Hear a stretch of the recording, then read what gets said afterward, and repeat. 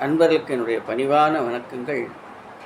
அற்புதமான பலன்களை தரக்கூடிய அருகம்புல் வழிபாடை பற்றி நாம் தெரிந்து கொண்டிருக்கிறோம்.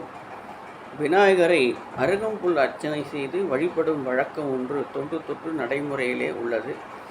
இது குறித்த புராண கதை ஒன்று உண்டு. யமனுடைய மகன் அனலன் என்பவன் பிறருடைய உடலில் புகுந்து அவர்களை உருக்கி தொந்தரவு செய்து கொண்டிருந்தான். மண்ணுலகில் இருப்பவர்களின் உடலுக்குள் புகுந்து வெப்பத்தை ஏற்படுத்தி துன்பம் வரும்போது பின்னர் தேவலோகத்தில் உள்ள தேவர்களின் உடலுக்குள் புகுந்து அவர்களையும் துன்புறுத்தினான்.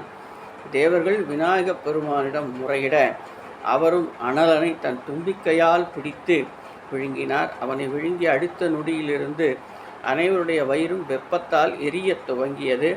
அனைவரும் வெப்பம் தாங்க முடியாமல் தருமாறி நின்றார்கள். விநாயகரின் உடல் குளிர்ச்சி அடைந்தால்தான் அனைவரின் பிரச்சனையும் தீரும் என்பதை உணர்ந்த தேவர்கள் சந்திரனின் குளிர்ச்சியான ஒளிக்கற்றைகளை விநாயகர் திருமேனியில் சாற்றினார்கள். ஆனாலும் பிரச்சனை தீரவில்லை.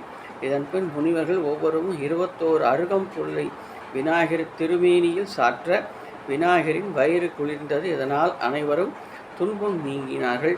இதன் பின்னால் அனைவரும் வெப்பம் நீங்கி சகஜ நிலையை அடைந்தார்கள்.